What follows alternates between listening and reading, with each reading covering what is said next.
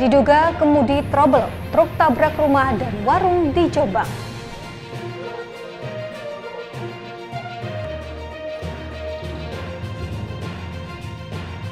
Polres Tuban tangkap komplotan pencuri gabah dan jagung.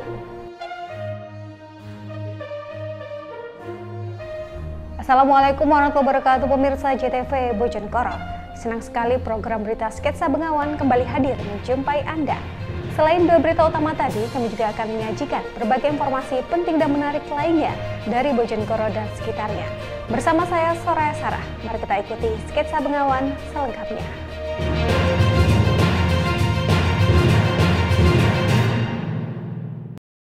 Pemirsa, kita awali berita yang pertama.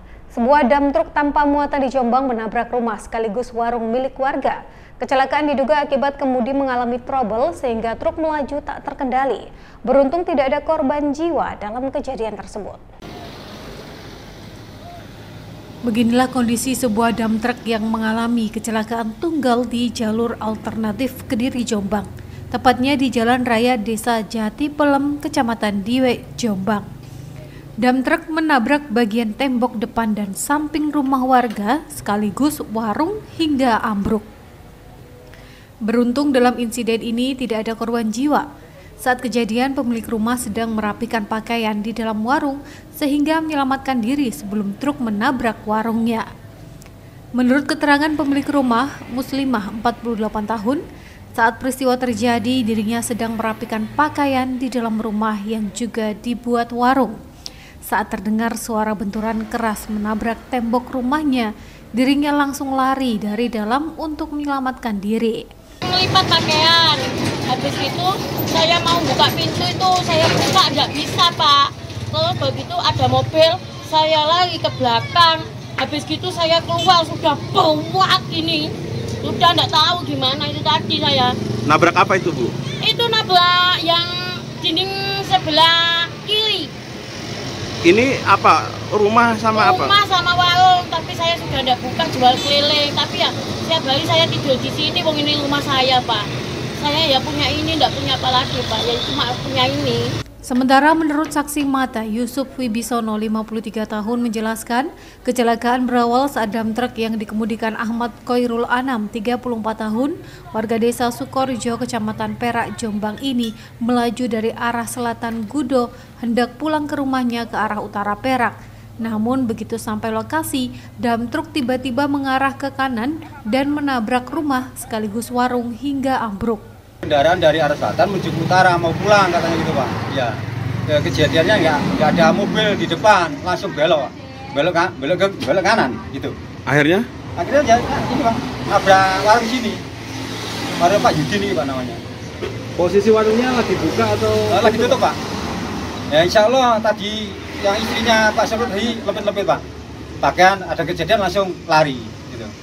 posisi dalam nggak ada orang juga Pak? Alhamdulillah tidak ada orang Pak, tapi langsung keluar.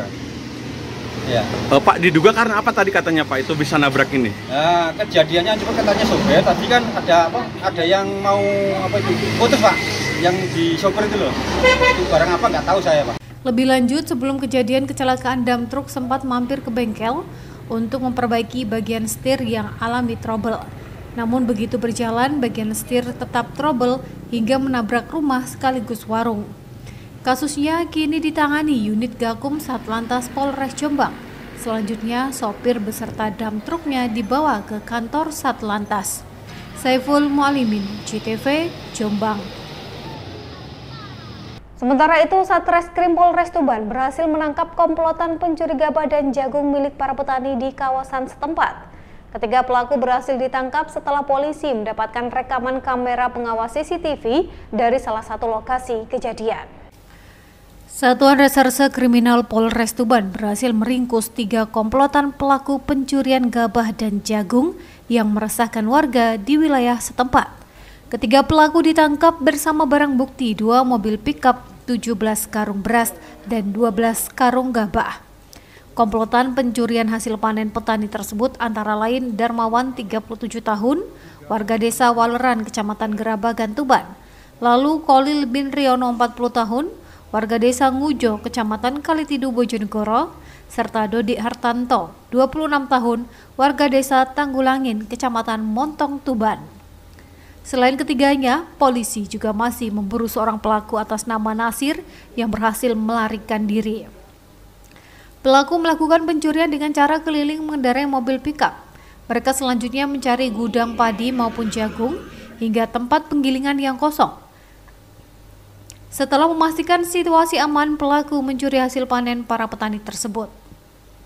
5 lokasi yang menjadi sasaran pelaku diantaranya gudang penggilingan padi di Desa Mander, Kecamatan Tambak Boyo, gudang penggilingan di Desa Sumber Agung, Kecamatan Plumpang, gudang penggilingan di Desa Dempel, Kecamatan Plumpang, Kabupaten Tuban, dan gudang penggilingan di Kecamatan Kalitidu, Kabupaten Bojonegoro.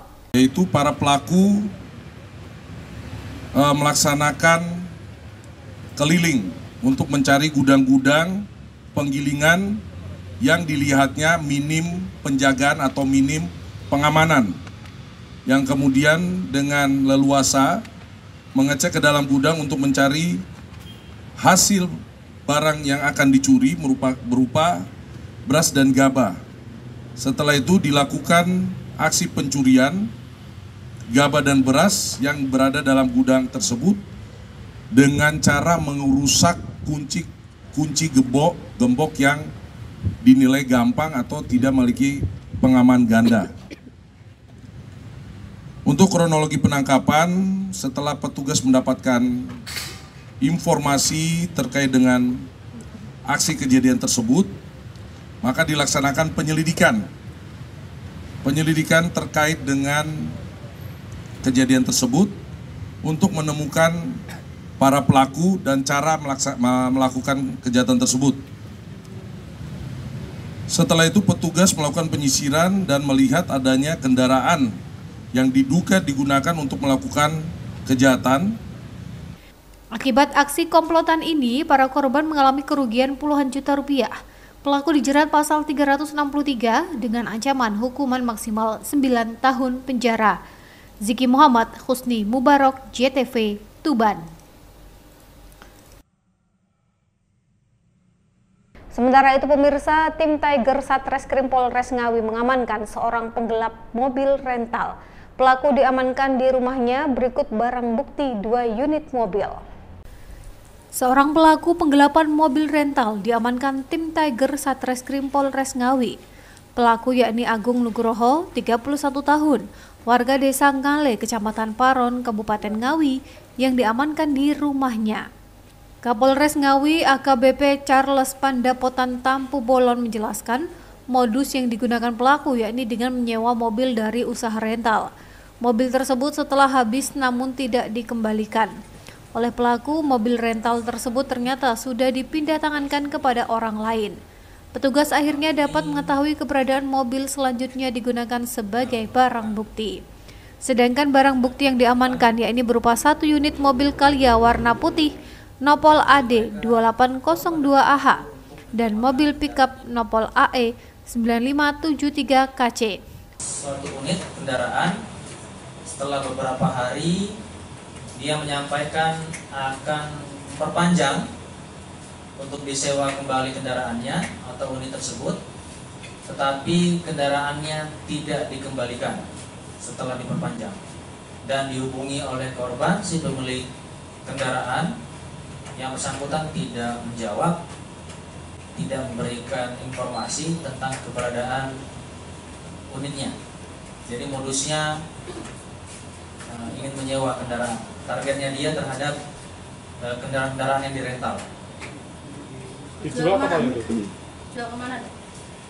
Untuk dijual kemana kami masih mendalami. Mohon maaf kami tidak bisa menyebutkan di sini karena kekhawatiran kami menyebutkan nanti target yang menjadi pendalaman kami semakin menjauh.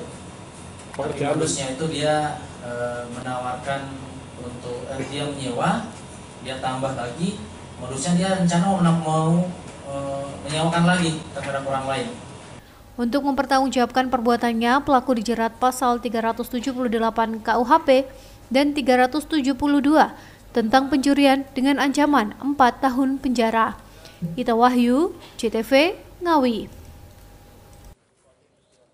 Pemirsa, calon jemaah haji boleh bawa rokok dan dilarang bawa benda mudah terbakar. Informasi selengkapnya sesaat lagi, tetaplah bersama Sketsa Bengawan.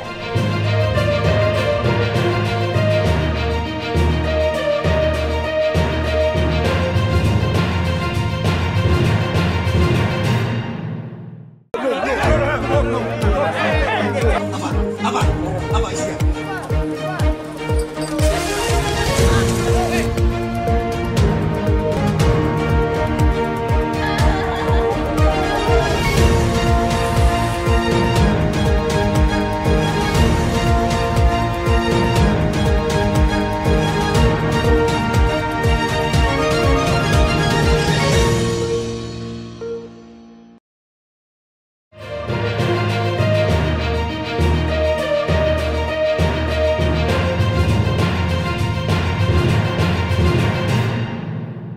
Terima kasih pemirsa, Anda masih bersama Sketsa Bengawan. Calon jamaah haji Bojonegoro yang berangkat tahun ini diwajibkan patuh aturan, terutama barang bawaan. Jamaah diperbolehkan membawa rokok 2 slop hingga jamu, namun dilarang membawa benda tajam, powerbank ataupun benda sejenis yang mudah terbakar. Keberangkatan ribuan calon jamaah haji Bojonegoro akan dimulai pada tanggal 19 Mei 2025 mendatang. Adapun sejumlah keperluan bagi para calon jamaah seperti paspor, visa, hingga koper dan tas sudah didistribusikan oleh kantor Kementerian Agama Bojonegoro. Adapun beberapa aturan yang harus dipatuhi oleh para jamaah, baik itu meliputi rangkaian selama ibadah haji di Mekah ataupun terkait dengan barang bawaan di dalam koper. Beberapa barang bawaan yang biasanya diperbolehkan dibawa oleh jamaah seperti rokok dengan jumlah maksimal 2 slop, kemudian keperluan mandi, serta larangan membawa benda tajam, powerbank, dan benda lainnya yang membahayakan dan mudah terbakar. Seperti yang diketahui, jumlah keseluruhan calon jamaah haji Bojonegoro beserta cadangan tahun ini ada sebanyak 1.636 calon jamaah yang terbagi menjadi 5 kloter keberangkatan, di antaranya kloter 63 hingga kloter terakhir 67. Sedangkan jadwal keberangkatan kloter akan dimulai pada tanggal 19 Mei, yakni rombongan kloter 63 calon jamaah haji. Kemudian kloter 64 berangkat pukul 7 pagi, selanjutnya kloter 65 berangkat pada pukul 10 siang, kloter ke-66 pukul 13 siang, dan kloter terakhir 67 berangkat pada tanggal 20 Mei 2025 sekitar pukul 15.30 sore. Kasih Penyelenggaraan Haji dan Umroh Kantor Kementerian Agama Kabupaten Bojonegoro, Muhammad Abdullah Hafiz menghimbau agar seluruh jamaah dapat mematuhi aturan berupa barang bawaan di dalam koper, baik larangan membawa benda tajam dan barang yang mudah terbakar. Selain itu, batas maksimal barang bawaan yang boleh dibawa oleh setiap calon jamaah haji, yakni di dalam koper hanya seberat 32 kg. Barang-barang yang mudah terbakar, barang-barang peledak, bahan peledak tidak boleh, kemudian juga senjata tajam, senjata api tidak boleh, kemudian barang-barang yang boleh dibawa tapi dalam jumlah terbatas itu seperti rokok boleh dibawa tetapi maksimal itu 200 batang atau kayak mungkin 1 slop setengah atau maksimal 2 slop lah begitu. Itu pula yang seperti jamu, biasanya ada membawa jamu itu juga terbatas karena itu berkaitan dengan keimigrasian. Dikhawatirnya barang-barang itu tidak dimati di sana malah dijual sehingga melanggar ketentuan kaitannya dengan keimigrasian di sana. Edo Jody Aldian, JTV, Bojonegoro. Sementara itu, ribuan jamaah haji di Kabupaten Tuban mengikuti manasik haji tahap akhir yang digelar oleh kantor Kementerian Agama setempat. Manasik haji ini bertujuan agar jamaah haji dapat memahami dengan baik mulai dari proses hingga pelaksanaan rukun haji. Kantor Kementerian Agama Kabupaten Tuban menggelar manasik haji massal di kawasan Geraha Sandia, Desa Bogorjo, Kecamatan Merak Urak, Kabupaten Tuban pada Selasa pagi. Sebanyak 1.252 jamaah haji asal Tuban diberikan wawasan tentang praktik pelaksanaan umroh dan haji. Agar jamaah haji dapat memahami dengan baik dari proses umroh sebelum haji hingga pelaksanaan ibadah haji, para jamaah diberikan wawasan tentang teori rukun haji, dengan melakukan praktik secara langsung. Para jamaah melakukan berbagai praktik rukun haji, mulai dari niat ihram, wukuf di Arafah, kemudian mabit di Musdalifah, Jumrah Aqobah, dan tahalul awal. Hingga selanjutnya dilakukan mabit di Mina, lempar jumrah, tawaf, dan sa'i. Keberangkatan ibadah haji yang sudah ditunggu-tunggu ini memberikan rasa syukur tersendiri di hati para jamaah. Pasalnya setelah menunggu selama bertahun-tahun, akhirnya kini mereka bisa menunaikan ibadah haji ke Tanah Suci. Kondisi ini seperti yang dirasakan Abdul Wahid, jamaah haji asal Kecamatan Jatirogo. Dirinya merasa senang karena bisa berangkat bersama sang istri ke Tanah Suci Mekah. Mbah, gimana perasaannya setelah 12 tahun sekarang bisa berangkat haji? Wah, sangat senang sekali, bahagia, gembira bisa berangkat bersama dengan istri, penggabungan istri saya. Daftarnya tahun 2018, sekarang bisa masuk mengikuti saya kursi 2025. Alhamdulillah, bahagia sekali. Mbak, ini manasik yang keberapa, Mbak? Sudah keberapa? Terakhir, masal kedua terakhir di Tuban di Geraha Sandia. Sudah hafal semua, Mbak, tadi tata caranya gimana? Sudah, insya Allah sudah. Dari mana, Mbak, rumahnya? Saya dari Jatirogo, Dingil Jatirogo. Ikut manasik di Singgahan. Ikut Mbah Kapit Singgahan. Sekarang usia pinten, Mbak, jenengan? Kurang lebih 65. 66. Kalau istri? Istri 64, 65 ya. Sama. Namanya sinten, Mbak? Abdul Wahid, Dingil Jatirogo. Dengan manasik haji ini, para jamaah diharapkan bisa lebih memahami dengan baik prosesi pelaksanaan haji dan menjadi haji yang mabrur. Kepala Kantor Kemenak Kabupaten Tuban, Umi Kulsum, berpesan kepada para jamaah haji yang berangkat tahun ini agar tetap menjaga kesehatan lantaran cuaca di Tanah Suci saat ini sangat ekstrim. Bumi, bisa dijelaskan terkait manasik haji ke tahap 2 ini seperti apa? Bismillahirrahmanirrahim. Assalamualaikum warahmatullahi wabarakatuh. Alhamdulillah, hari ini Kantor Kementerian Agama Kabupaten Tuban melaksanakan manasik masal 2, di mana manasik masal 2 ini adalah kegiatan terakhir di kegiatan manasik, dan manasik masal 2 ini dilaksanakan tadi pagi ya, mulai kita undang jamaah itu jam 5 dan jam 6 kurang seperempat praktek massal untuk jamaah haji sudah kita laksanakan dan diikuti oleh semua jamaah haji yang tergabung di kloter 68, 69, 70 dan 86 sejumlah 1.252 orang ya, itu mulai dari jamaah urut porsi, dari PHD dan juga dari KBIHU. Dan insya Allah kloter 68, 69, 70 nanti akan berangkat pada tanggal 21 Mei, di mana kloter 68 harus tiba di embarkasi jam 7 pagi dan kloter 69 jam 18 sore ya. Kemudian kloter 70 jam 21. Kemudian kloter 86 itu adalah kloter campuran ya, gabungan dengan kota Probolinggo. Jamaah yang dari Kabupaten Tuban ada sekitar 116 orang ya. Sekedar diketahui, calon jamaah haji asal Tuban terbagi menjadi 3 kloter, yaitu kloter 68, 69, dan 70. Sementara untuk kuota tambahan dimasukkan dalam kloter 86 dengan jumlah jamaah asal Tuban sebanyak 166.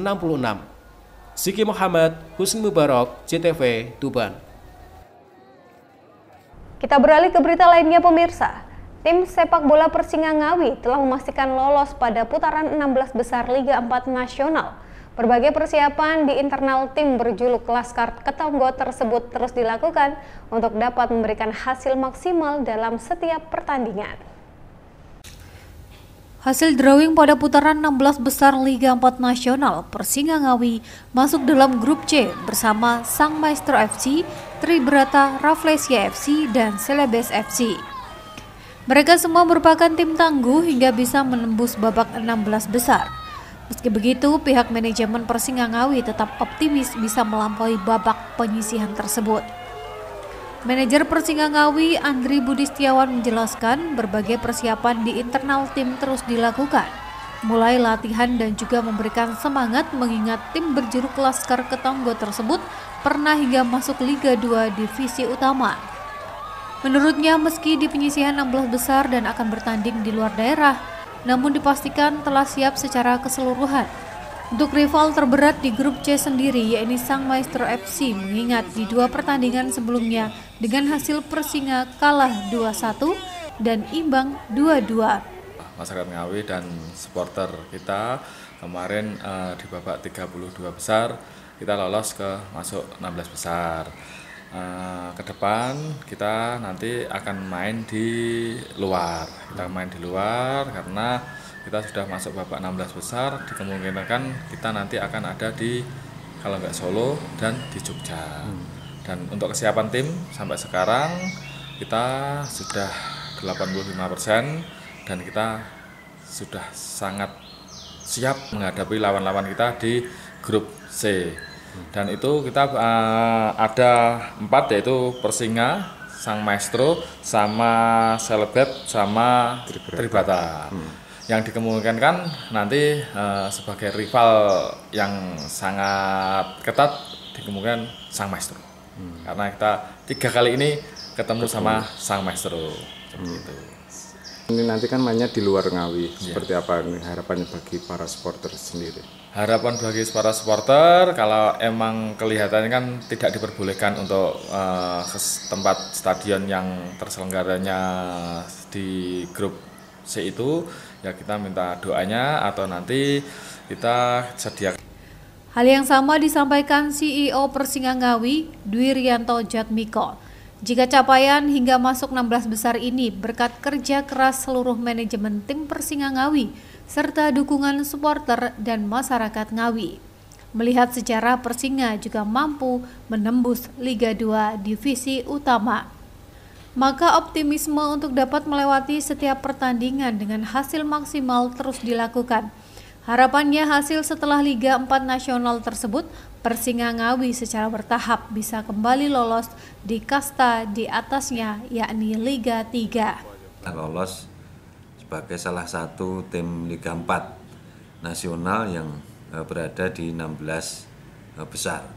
Nah tentunya ini juga merupakan suatu yang sangat berharga lah bagi Persinga, maka Persinga juga akan semaksimal mungkin bisa meraih peluang untuk bisa target ke Liga 3, naik ke kasta Liga 3. Nah ini tentunya juga berbagai persiapan yang kita lakukan, karena kalau kemarin misalkan pertama kita dari babak penyisian grup itu tidak menjadi tuan rumah, lalu menjadi tuan rumah sampai terakhir di 32 besar, lalu di 16 besar ini tentunya juga memiliki strategi tersendiri lah, terutama bagaimana memotivasi anak-anak ini untuk mereka bisa memiliki mental yang sangat baik ketika bertanding nanti, terutama di 16 besar yang bukan di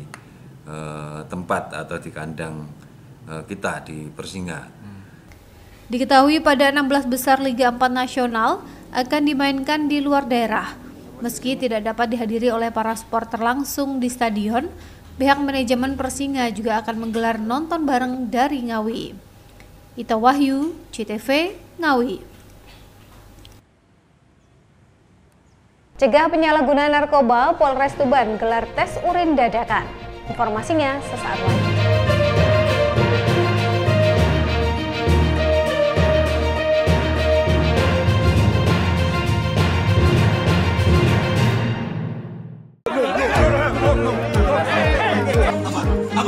Apa isinya?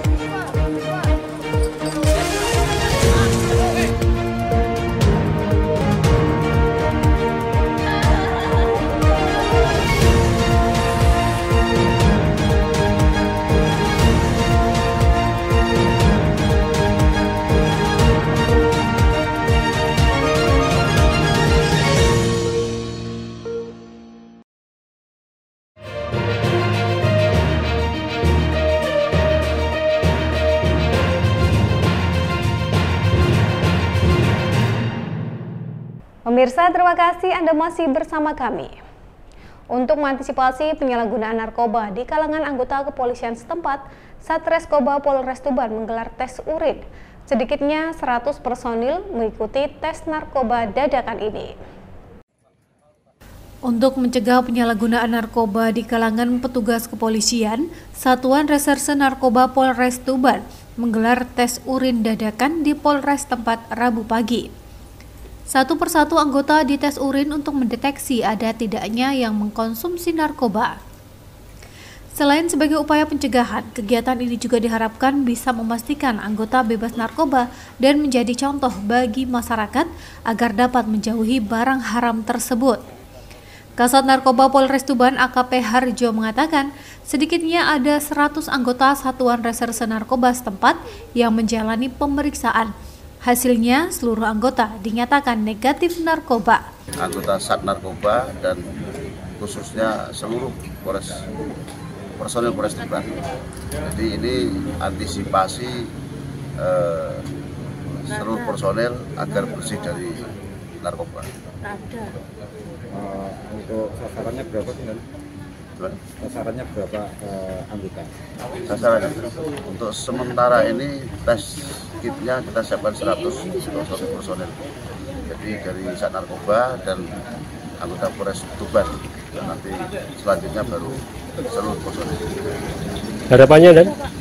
Ya, harapannya kami selaku Kasat Narkoba Polres Tuban mohon petunjuk kepada pimpinan untuk melaksanakan tes ini agar supaya seluruh Polres Tuban dalam personil ini untuk melaksanakan tes urin biar aman, apalagi sesuai dengan wacana Bapak Presiden dan Bapak Kapolri, Bapak Kapolda terkait dengan anggota jangan sampai ada yang terlibat dalam bisnis narkoba. Kegiatan serupa rencananya akan digelar secara berkala untuk memastikan tidak adanya anggota polisi dari Polres tempat yang melakukan penyalahgunaan narkoba. Ziki Muhammad, Husni Mubarak, CTV, Tuban. Sementara itu, sebuah video penganiayaan remaja di Kabupaten Jombang viral di media sosial. Dalam aksinya, seorang pelaku menendang korban yang sedang duduk di rerumputan. Petugas bergerak cepat dan langsung mengamankan satu pelaku. Motif dari aksi ini diduga karena hutang 27.000 yang diberikan pelaku kepada korban. Aksi penganiayaan terhadap seorang remaja di Kabupaten Jombang viral di sejumlah media sosial. Seorang remaja menendang remaja lain yang tidak lain adalah teman pelaku. Aksi penganiayaan ini diduga terjadi di kawasan lahan kosong perumahan yang ada di Desa Sambong Dukuh, Kecamatan Jombang, Kota Kabupaten Jombang. Tampak pelaku beberapa kali menendang korban yang duduk tanpa melakukan perlawanan. Dalam rekaman tersebut ada dua remaja lain yang berada di lokasi dan juga menyaksikan aksi penganiayaan tersebut. Setelah viral, petugas langsung bergerak cepat untuk mengidentifikasi dan mengamankan pelaku. Pelaku berinisial ADAP, 15 tahun, pelajar sebuah SMP di Jombang. Pelaku kini masih menjalani pemeriksaan di ruang unit perlindungan perempuan dan anak Satreskrim Polres Jombang. Kapolres Jombang AKBP Ardi Kurniawan mengatakan, dari hasil pemeriksaan, kejadian penganiayaan dipicu karena kasus persoalan hutang sebesar Rp27.000 dari korban kepada pelaku. Pelaku sakit hati karena uang yang dipinjamkan dibelikan kaos gerombolan sepeda motor. Apalagi saat uang ditagih, korban yang diketahui berinisial IYA 15 tahun malah mengejek pelaku, sehingga pelaku sakit hati dan menghajar korban yang masih satu sekolahan.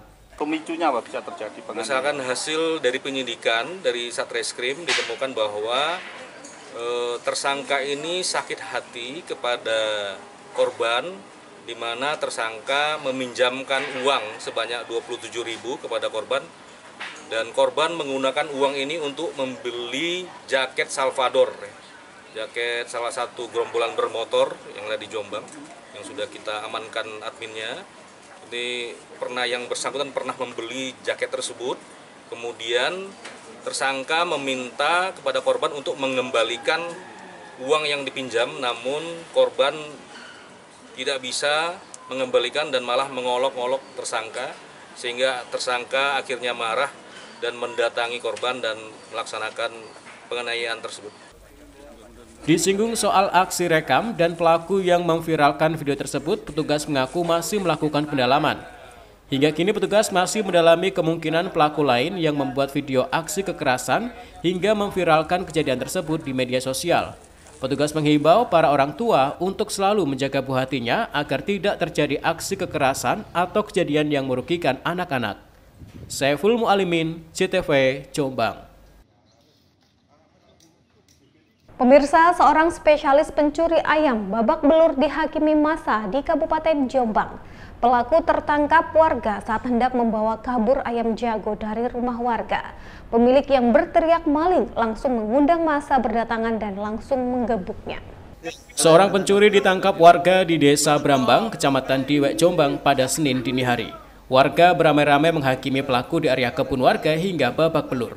Akibatnya pelaku mengalami luka-luka memar dan langsung diamankan oleh petugas ke kantor polisi. Dalam kondisi kesakitan, pelaku dinaikkan mobil polisi. Namun sejumlah warga masih menyempatkan melemparkan pukulan kepada pelaku. Pelaku pencurian diketahui bernama Nio Edi Saputra, 42 tahun, warga Desa Gambiran, Kecamatan Mojo Agung, Jombang. Dalam kondisi diborgol, pelaku mempertanggungjawabkan perbuatannya di kantor polisi.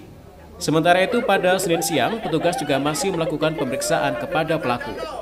Selain memeriksa pelaku, Walid Komsa 24 tahun yang merupakan pemilik ayam jago yang menjadi korban pencurian juga menjalani pemeriksaan polisi. Ayam jago yang dicuri namun gagal dibawa kabur pelaku menjadi barang bukti di depan penyidikan kepolisian. Walid Komsa mengatakan pencurian terjadi pada Senin dini hari. Mengetahui terjadi pencurian karena ayamnya berisik sehingga Walid dan keluarganya terbangun. Melihat ada pelaku membawa ayam jago dalam karung, Walid berteriak maling, sehingga warga berdatangan dan langsung menyergap pelaku. Ayam sudah dibawa oleh pelaku masuk ke kebun, terus ngabarin sama anak-anak di kebun. Kemungkinan jam 3 pagi. Lalu keluar, ayamnya ditinggal di dalam. Sementara itu Kapolsek Diwek AKP Edi Widoyono menjelaskan pelaku memang sengaja melakukan pencurian dengan merusak tali di kandang ayam milik korban. Namun setelah ayam seharga Rp1 juta dibawa kabur ke pergok pemilik berteriak minta tolong, kemudian pelaku dikejar warga hingga tertangkap. Pelaku mendekati kandang dan memotong tali rafia sebagai pengikat kandang dengan menggunakan pecahan beling yang ada di TKP. Kemudian pelaku mengambil ayam tersebut, dimasukkan dalam karung gelangsing yang sudah dilubang-lubangi. Kemudian pelaku melarikan diri karena merasa ketahuan oleh pemilik, melarikan diri ke kebun-kebun. Kemudian korbannya juga melihat ayamnya hilang sehingga dia minta tolong sama warga di sekitar situ. Akhirnya pelaku yang sembunyi di kebun dikepung sama warga dan ditangkap, diamankan sama warga. Pelaku kini mendekam dalam sel tahanan Polsek Diwek sembari menunggu proses hukum lebih lanjut. Polisi juga masih mengembangkan kasus ini, mengingat kasus pencurian serupa juga terjadi di sejumlah TKP. Saiful Mualimin, CTV, Jombang. Pemirsa, berita tadi sekaligus menjadi penutup kita dalam sketsa Bengawan edisi hari ini. Jangan lupa untuk memfollow akun media sosial kami di bawah ini. Untuk kritik dan saran dapat Anda sampaikan melalui alamat email di bawah ini. Akhir kata, saya bersama kerabat kerja bertugas pamit undur diri dari hadapan Anda. Terima kasih atas kebersamaannya. Wassalamualaikum warahmatullahi wabarakatuh. Salam CTV Bojonegoro.